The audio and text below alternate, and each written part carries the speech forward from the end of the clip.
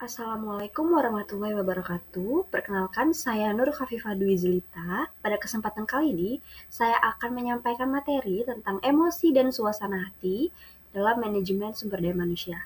Sebelumnya, saya mengucapkan terima kasih kepada Ibu Dr. Sri Rosita SEMM selaku dosen pengampu mata kuliah Manajemen Sumber Daya Manusia. Baik, langsung saja pada pembahasan yang pertama, mengapa emosi ini penting dalam lingkungan kerja? Yang pertama, sebagai pengambilan keputusan.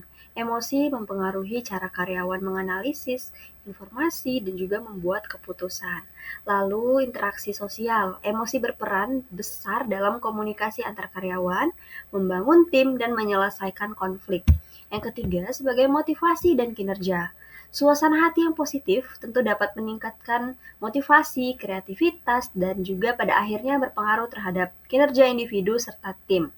Lalu yang terakhir sebagai kepuasan kerja. Karyawan yang merasa emosinya dihargai dan dikelola dengan baik tentu cenderung lebih puas dan loyal terhadap perusahaan. Selanjutnya, ada dampak emosi. Di sini terdapat emosi negatif dan positif. Untuk emosi yang negatif, dampaknya dapat menurunkan produktivitas dan kreativitas. Lalu dapat meningkatkan stres dan juga absensi. Kemudian dapat merusak hubungan interpersonal. Dan yang terakhir, dapat memicu konflik juga turnover karyawan. Lalu untuk emosi yang positif, dampaknya meningkatkan kolaborasi dan inovasi. Yang kedua, membangun hubungan kerja yang sehat. Yang ketiga, meningkatkan kepuasan dan retensi karyawan. Lalu juga dapat mendorong resiliensi dan juga adaptasi. Next ada memahami kecerdasan emosional. Apa sih kecerdasan emosional itu? Kecerdasan emosional adalah kemampuan untuk memahami, menggunakan, dan mengelola emosi diri sendiri secara positif.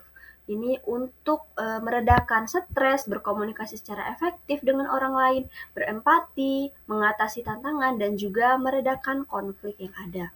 Dalam memahami kecerdasan emosional, di sini terdapat 5 hal, yaitu yang pertama, kesadaran diri, mengenali dan memahami emosi, kekuatan, nilai yang ada pada diri sendiri. Lalu keterampilan sosial, ini adalah kemampuan untuk mengelola hubungan, membangun jaringan, membangun hubungan yang baik. Yang ketiga ada pengelolaan diri, kemampuan mengendalikan atau mengarahkan dorongan dan juga suasana hati, serta berpikir sebelum bertindak. Selanjutnya motivasi, dorongan untuk mencapai tujuan dengan energi dan ketekunan meskipun ada hambatan. Yang terakhir ada empati, ini memahami perasaan orang lain dan menempatkan diri pada posisi mereka.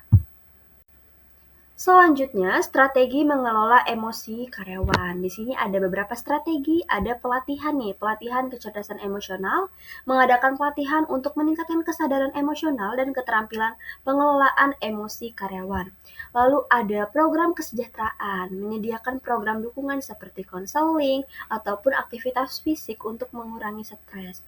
Yang ketiga, ada komunikasi terbuka. Tentunya perusahaan dapat mendorong budaya komunikasi yang transparan dan jujur, memungkinkan karyawan itu menyuarakan isi hati mereka.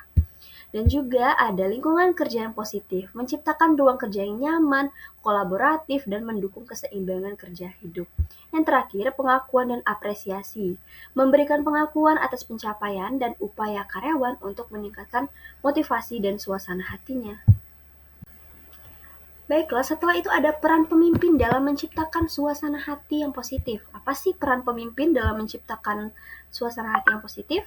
Yang pertama, mendengarkan aktif. Nah, dapat memberikan perhatian penuh pada masukan dan kekhawatiran yang ada pada karyawan. Lalu menunjukkan empati, memahami dan mengakui perasaan serta perspektif dari karyawan. Yang ketiga, komunikasi transparan, menyampaikan informasi dengan jelas dan jujur, membangun kepercayaan, menjadi teladan, menunjukkan pengelolaan emosi yang baik dan juga sikap yang positif. Lalu memberikan dukungan, menawarkan bantuan dan juga sumber daya saat karyawan menghadapi kesulitan. Baiklah sudah pemaparan singkat dari saya. Di sini kesimpulannya adalah mengelola emosi dan suasana hati dalam manajemen sumber daya manusia bukanlah tugas yang mudah, namun merupakan investasi krusial untuk kesuksesan jangka panjang organisasi. Dengan demikian, penting sekali mengelola kecerdasan emosional, menerapkan strategi yang tepat, dan juga memberdayakan pemimpin. Kita dapat menciptakan tempat kerja yang tidak hanya produktif, tapi juga manusiawi. Gimana caranya? Yang pertama, prioritaskan kesejahteraan emosional. Yang kedua, latih kecerdasan emosional. Yang ketiga, pantau dan juga evaluasi.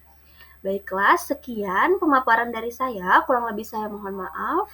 Terima kasih telah menyaksikan hingga akhir. Wassalamualaikum warahmatullahi wabarakatuh.